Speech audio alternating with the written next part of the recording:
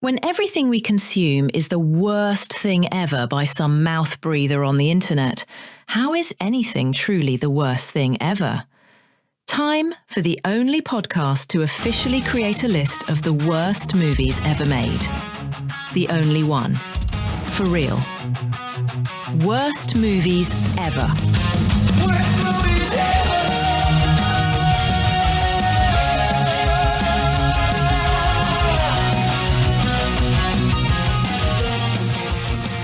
So the way that I'm recording these episodes and I'm choosing the movies that we're covering here on the Worst Movies Ever podcast is via a randomizer and shuffle on my Plex. I have a Plex server and a channel on that server that's listed as So Bad It's Good.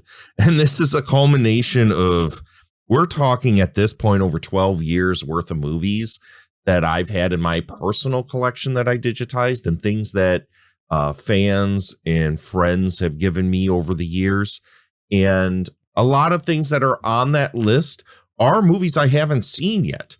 There is stuff like Troll 2, In the Room, and other various things that I've seen in the past that I enjoy, but is an awful lot that I've been meaning to watch that I just haven't got to, because you know how we are as, movie hoarders and collectors, especially of the digital kind. You tend to just, get a ton of stuff on a hard drive and it lives there, and you cross your fingers that somewhere down the road you're going to actually watch this shit, right? But today's podcast is a movie I've absolutely seen in the past, and it was one that had been recommended in the past to do on a podcast, but I've kind of shied away from because of kind of a tangential association with it. And I made a decision when it came up on the randomizer, because what I usually do, guys, is I'll go to my Plex, go to that So Bad It's Good channel, and I'll just hit the shuffle, and whatever comes up is what I'm going to watch for the next episode. And that's what happened with Sex Android. And today, 1313 Cougar Cult came up, and I was just like, man, okay, let's fucking do it. Because I think I'm at a point in my life, and this is kind of just, I guess, pull back the veil and full disclosure kind of thing. About like 12 years ago, I was involved with underground film in a more intimate way, where I was, editing and producing and directing films. And there's, kind of an unwritten rule that you don't really sit and like badmouth things and people that you know. But that's not what we're doing here on this podcast. Yeah, are we being critical of the things that we enjoy? Yes, but I'm not taking personal pot shots at people here on the podcast. That's not my intention. That's not the angle I want to go with. All of the things that we cover here on the Worst Movies Ever podcast, I want to not just highlight, but also kind of celebrate it for its good and its bad. In today's movie, the 1313 Cougar Cult, I came into knowledge of this movie when I was on the road with Jason Paul Collum for the documentary that I was involved with called Screaming in High Heels. I was the editor of that movie and ultimately ended up kind of like going to film festivals for it. And we did a flashback weekend back, I don't even remember at this point. Was it 2011? Maybe 2012. I forget exactly when we did the flashback weekend, where we shared space with Linnea Quigley, because if you guys aren't aware, the documentary centers around the three Scream Queens, Brinke Stevens, Linnea Quigley, and Michelle Bauer. And this particular flashback, Linnea was in attendance and sitting right next to us. And it was kind of like a piggyback kind of deal where we were promoting the documentary and she was there because she's a fucking star. And also kind of giving us some shine at the same time, right? And I was lucky enough to sit there and spent an entire weekend with Linnea, and she talked about this movie. She talked about, because of the documentary, Dave Dakota was excited to piggyback, maybe get a little more legs out of the three ladies and bring them back, and maybe see if they could, make a resurgence at that time. Linnea had been making a few movies with, I think, like Joe Hollow, and Brink never stops. Ever fucking stops. So she was making a ton of stuff. But Michelle Bauer, for the most part, was just persona non grata. Like, she hadn't been doing things for quite some time.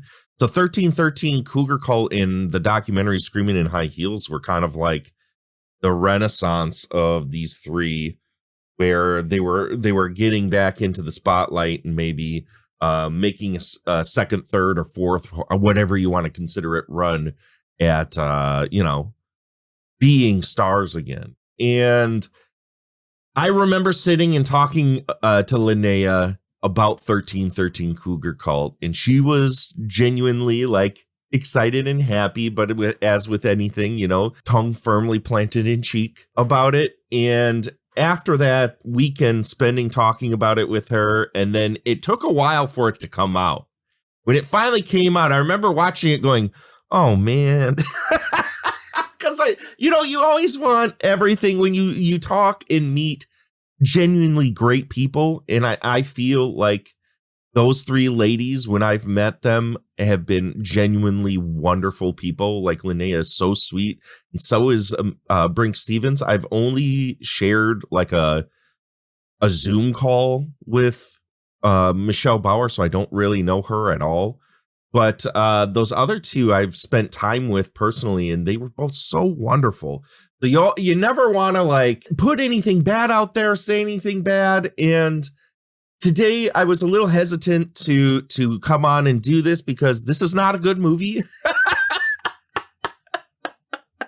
But also, in true spirit, I think of not just their careers, but of B-movie in general. We need to embrace that and celebrate it.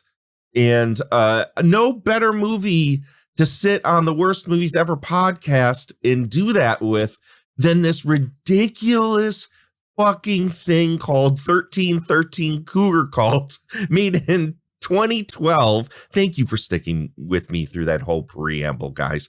I kind of felt like I needed to do that in order to get to talk about this movie, because I think in life it's so easy for us to forget that even though there are things out there that we consume media-wise, I'm speaking towards, that may not be great, we always need to remember there are actual human beings behind these creations. Actual human beings that put their time and energy and effort into, and regardless of the fact that we don't like it and we want to be engaged in the zeitgeist of the internet film commentary criticism realm and have our voice mean something, which I don't give a shit about.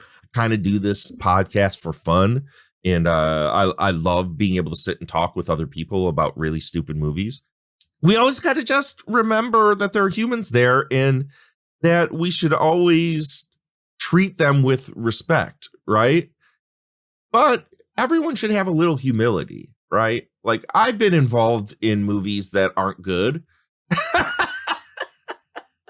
I know this stuff that I've created in the past isn't good. And I'd be open to anyone dogging on the stuff that I've been involved in, and that they have. I mean, I think that's part of the whole angle of making anything and putting it out there, is that you got to be prepared for people to just shit all over it. Now, if you're making things to please everyone, you're going to please no one. So I think it's best to get a nice thick skin and kind of smile through the bad. You know what? And that's kind of the point here, is that let's sit and look at this bad stuff and find something enjoyable about it, right? Life's too fucking short. Life's too fucking short to constantly be pissed off about everything. And no better movie than 1313 Cougar Cult that is so, let's be honest, it's not good. It's not a traditionally good movie, but it's so joyous about what it's doing that it's really hard to be pissed off at this thing. So what is 1313 Cougar Cult, you're asking? Well, Dave Dakota, around this time, decided to make a series of films called 1313. And for the most part, they centered around usually a group of young, questionably gay men that would wander around some house. And a lot of times it's the same house you'll see here in Cougar Cult, in whitey-tighty underwear, take soapless showers, and mostly rub themselves. This is like the entire like thrust of all of these movies. Here's the movies that I see on Google that went in this series that he had created. 1313 Giant Killer Bees, 1313 Haunted Frat, 1313 A Dream Within a Dream, which is also subtitled Nightmare Mansion, 1313 Bigfoot Island, 1313 Hercules Unbound, 1313 Night of the Widow, and then the movie that we're talking about here today, 1313 Cougar Cult. So this series of movies, in the past, Dave Dakota had been involved in a lot of nudie cutie type movies, you know, women that are just, it's just like puffball movies where women, there were young guys who were oogling women and women get topless and maybe a monster shows up. But the whole point is just to see naked women every 10, 15 minutes in the film. That's it. In the 1313 series flips that on its head. And what if those naked women are just topless dudes for the entire time? So if that's not your kind of thing, you're probably not going to like this movie. What is the plot of the particular brand of 1313 we're going to be watching today? The plot of 1313 Cougar Cult is 3 wealthy sisters feed on various random young men tricked into thinking they're here to fix these ladies' home. Why? Well, these 3 ladies have a pact with the demon goddess that will help them remain eternally beautiful. But there's a twist. They aren't just older ladies that are hungry for young, quote unquote, gay men. They're not presented as gay in the movie, but there's not for a second are you going to convince me these are straight guys. The women are actual, quote unquote, cougars. My God, guys. To say that effects work is at a minimum in 1313 Cougar Cult would be an overstatement. I mean, the obvious play on Cougar with 3 older ladies going after young, attractive men is there, but they push it even further that these ladies are like magical cougars that need to feed on young men in order to sustain eternal life or some like satanic goddess. That is the whole thing. But having said that, most of this movie concerns nearly naked men rubbing themselves for large swaths of time and wandering around an empty house. That's it. That's the majority of this movie. So does this movie deserve to be on the list of the worst movies ever? I kind of feel like I've let the cat out of the bag on this one, regardless of the fact that this is an obvious cheapo flick churned out to appeal to people that love young, topless men and our beloved Scream Queen trio, Brinke, Linnea, and Michelle, and that practically nothing happens during its runtime. This is such a light and breezy way to spend an hour and 12 minutes that I couldn't possibly put this on the list of the worst movies ever. I think most people would probably find this movie incredibly dull because there's really next to no plot. I would say the plot probably takes place all of 10 minutes of this movie, and the movie's only like an hour and 12 minutes long.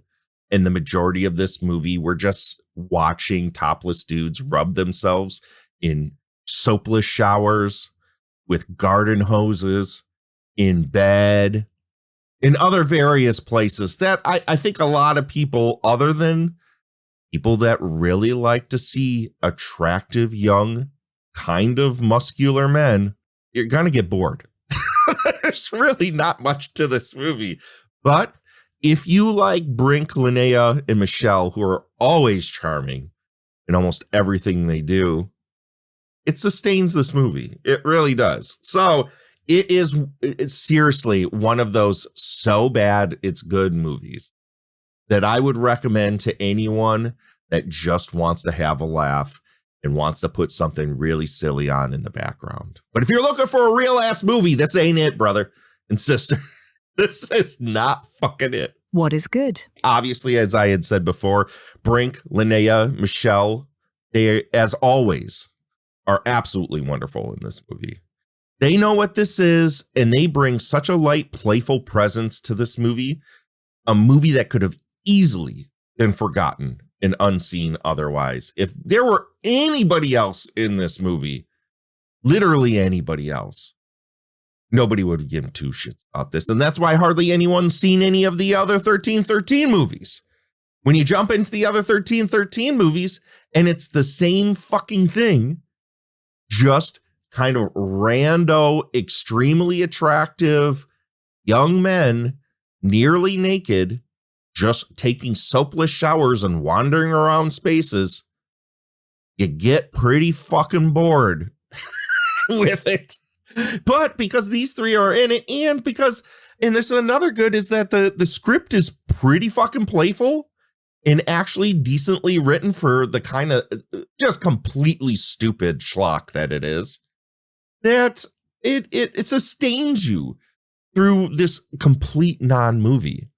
The location that they have is also a huge asset because it's a very attractive looking house, this huge palatial estate, a lot of windows, which also cause some problems when we get to the bads.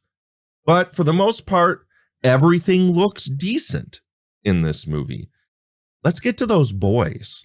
The cute sculpted boys with lots of abs. I mean, these guys have abs from their tits all the way to their asshole, it seems.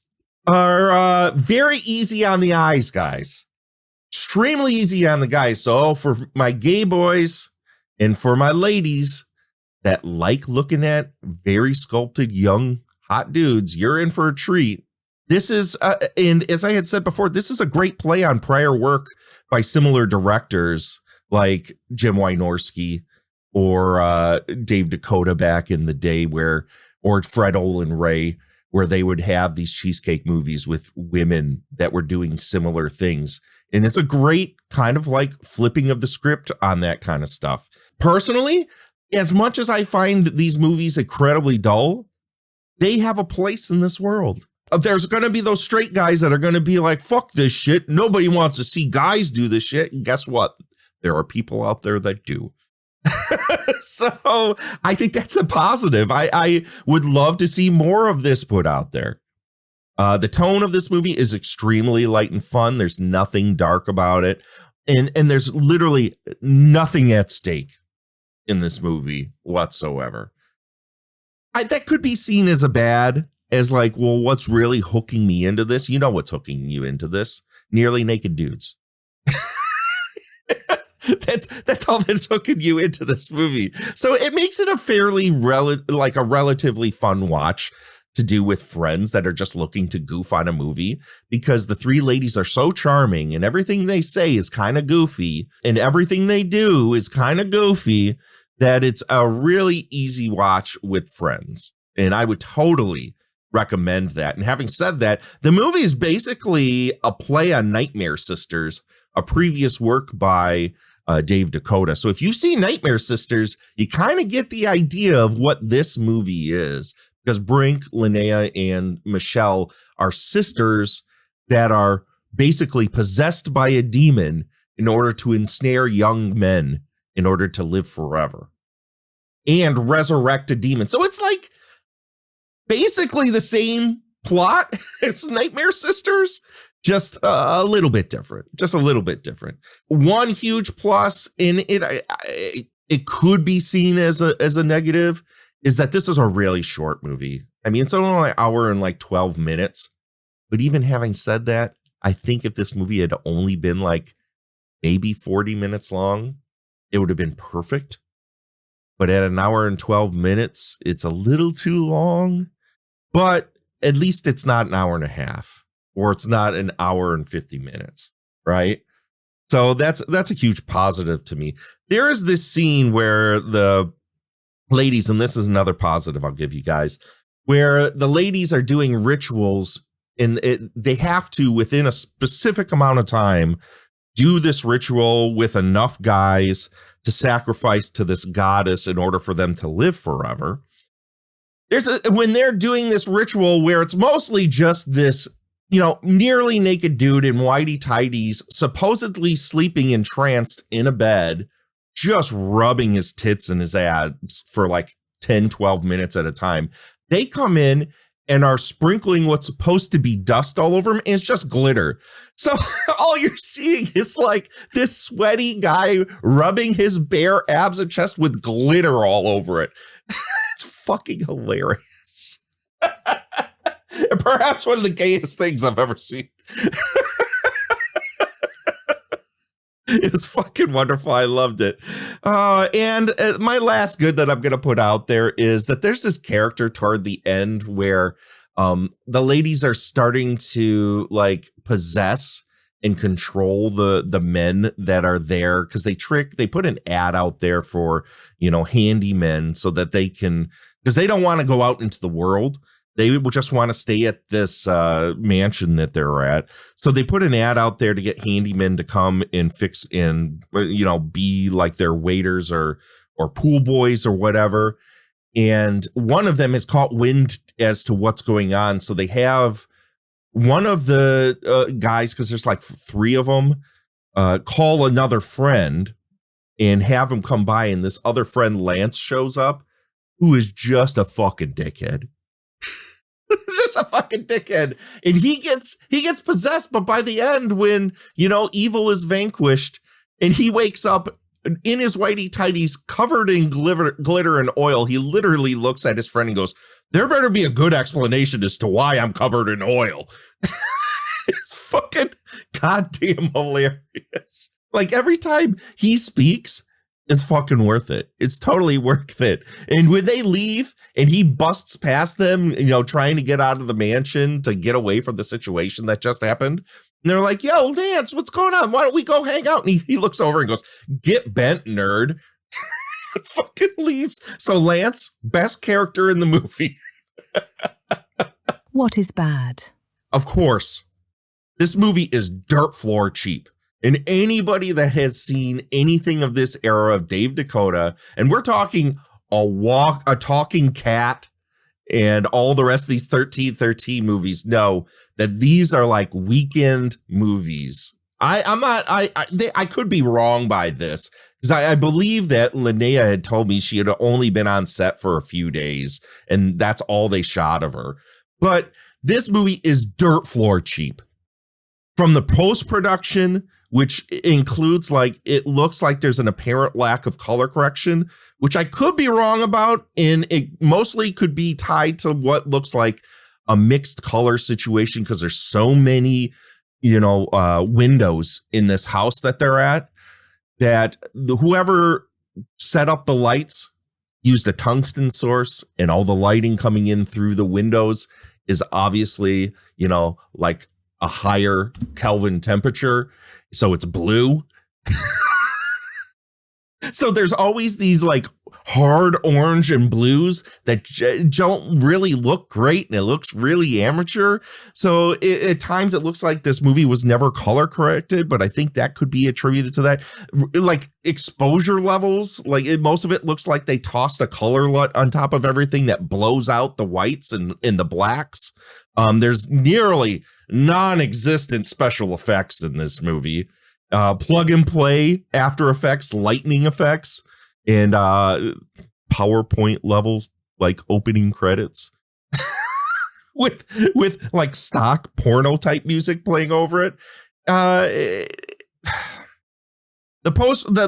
post production of this movie is it just isn't good. It's really not good. And then when you take into the fact that the camera is shaky and sometimes out of focus, this movie just feels like one of those typical 3 to 5 day Dave Dakota films.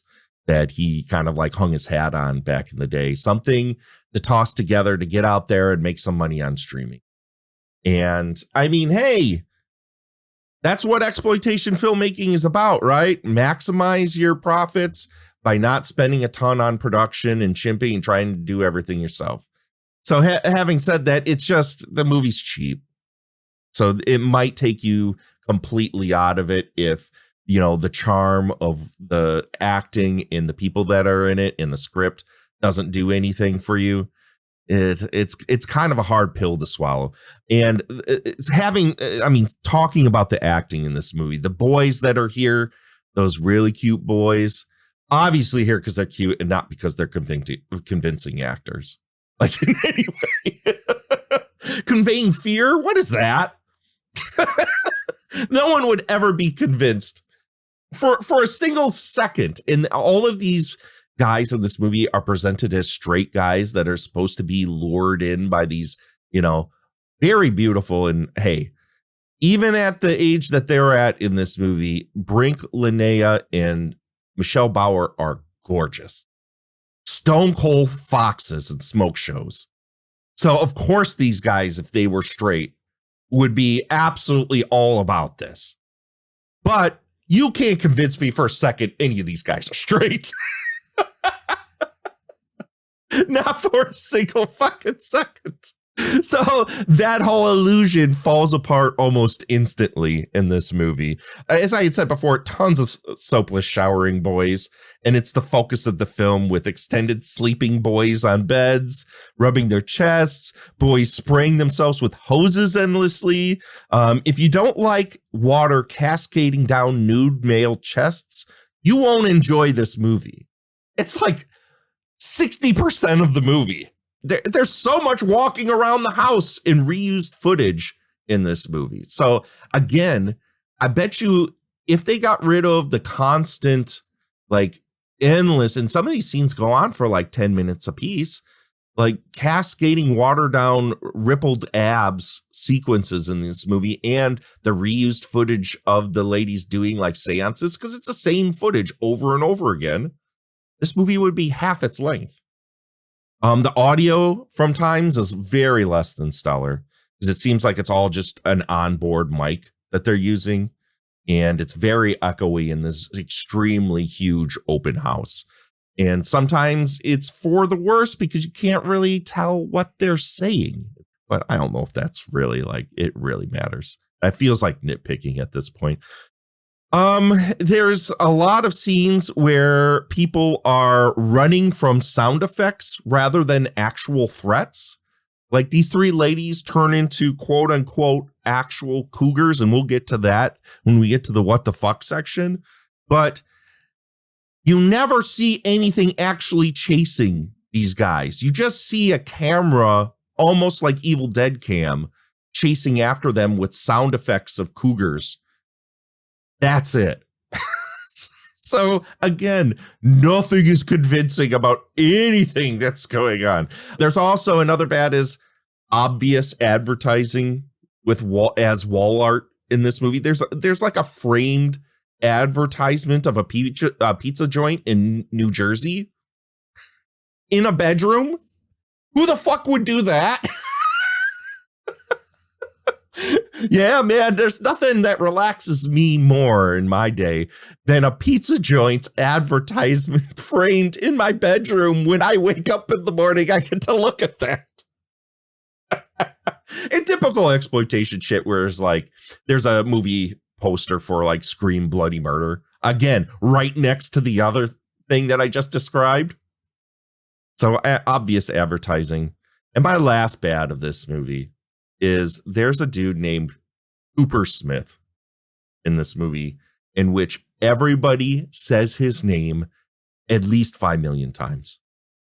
If you don't like hearing Cooper Smith, Cooper Smith, Cooper Smith, Cooper Smith, Cooper Smith, Cooper Smith, the entire last half of this movie, stay away from this. Big time. Let's get to the what the fucks. What the fuck is that? The major what the fuck, and it's something that anybody that sees this movie, it's hard. You will not walk away from it without going, what the fuck was that? Is the cougar effects. So when these ladies go to consume the men in this movie, they turn into actual cougars. And what does that look like, folks? They literally just put a JPEG of a cougar on, like, tracked to their face. So it's the regular body with a JPEG of a cougar and those same cougar sound effects that I had told you were chasing all these boys around. And the ladies just, like, drop down elevator style out of frame. That's it. First time you see it, you kind of giggle like, that's not serious, is it? Is that for real? Because it is the laziest shit I've ever seen in a movie. Bar none to this day. And I got a copy of this when it first came out. And when I saw that, I was so fucking gutted. Like, what? No, you didn't just do that. And it keeps happening in the movie. And you're just like, you're either going to giggle at it and just take it for what it is, or you're going to be like, where's the stop button? You're fucking kidding me. You're making me watch this. Get fucked. Literally a JPEG of a cougar face, a cougar head, put on top of Linnea Quigley's head. It's ridiculous and so stupid. But if you get into the rest of the movie, it kind of clocks, right? So it is what it is. Another what the fuck, there's a scene where this dude is rubbing himself in for like 5 minutes in his bed. And this guy is having a dream of, like, Michelle Bauer clawing him and scratching him up and down his legs. And it's supposed to be some erotic sequence where this guy, you know, the cougar's in his head and giving him, like, wet dreams and whatever. And his buddy, we find out when the guy wakes from this nightmare, she's like tapping his essence out of him while we sit and watch him rub himself for like 10 minutes. His buddy's in like a cuck chair the entire time next to him. Mind you, these two are presented as straight males, young straight males. He wakes up. His dude was sitting there without a shirt on, watching him the entire time, comes over to him and begins to give him a massage. Yeah, these are totally straight dudes. And that's really all I got for 1313 Cougar Cult. It is an extremely stupid movie. But if you are into really silly stuff and just are looking to have a laugh with some friends, this is totally worth your time to watch at least once. I don't want to tell you that I've watched this at least 3 times, but I'm telling you right now, I've seen it numerous times, and it's not a good movie. It's traditionally not a good movie, but I think if you can handle what it is and have somebody that loves to just laugh and have a good time, 1313 Cougar Cult is a decent way to spend an hour and a half watching a bad movie. So that's what I got for you guys this episode of Worst Movies Ever. And again, I shouldn't have to say this, but I'm going to say this again. Celebrate trash at all costs. And that's why I think a movie like 1313 Cougar Cult is a wonderful movie for this podcast, because it embodies pretty much what I'm going after here on the show, is that even though movies are bad, it doesn't mean they're not worth your time. And I'm firmly in the camp of there are no guilty pleasures. There are only pleasures in life. If something makes you smile and makes you laugh, then it's worth people's time. So having said that, I'll see you guys next time on the podcast. Please take care of yourself and celebrate some trash. Watch some bad movies. Worst Movies Ever podcast is executive produced by Vaughn Koolmeyer and Shannon Smith. For more Worst Movies Ever, and to make the Doctor watch your worst movies ever, subscribe to the Worst Movies Ever Patreon at patreon.com/worstmoviesever. There you will get a monthly exclusive WME podcast plucked from the user-generated film list, randomized episode to episode. Until next time, celebrate trash at all costs. Toodles.